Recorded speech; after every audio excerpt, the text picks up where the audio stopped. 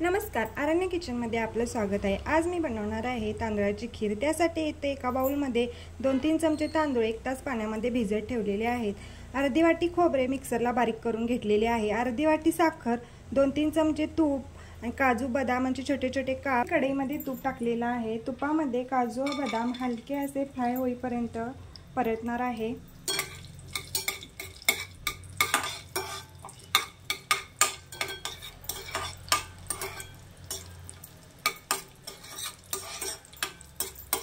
हलके असे काजू व बदामला फ्राय करून घेणार आहे इथं मी तुपामध्ये।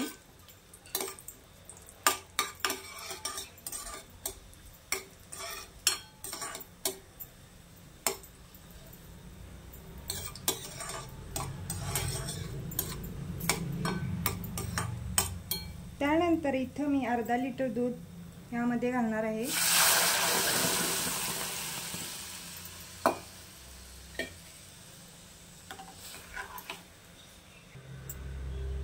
दुधाला उकळी आल्यानंतर यामध्ये मी टाकणार आहे बारीक करून घेतलेलं खोबरं, ओलं खोबरं,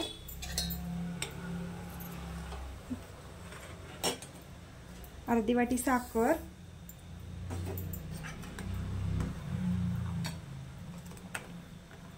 मिक्सरला बारीक करून घेतलेले तांदूळ,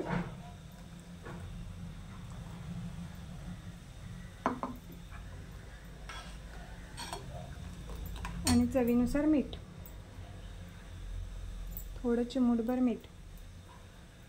हे मिश्रण मी 10 ते 15 मिनिटं असेच हलवत राहणार आहे। इथं बघू शकता तुम्ही 10 ते 15 मिनिटं झालेले आहेत।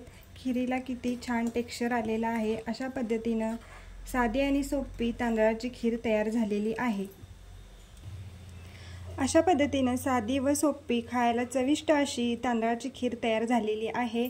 तुम्हाला जर माझा व्हिडिओ आवडला असेल तर चॅनलला लाईक करा, शेअर करा आणि सबस्क्राईब करायला विसरू नका। थँक्यू।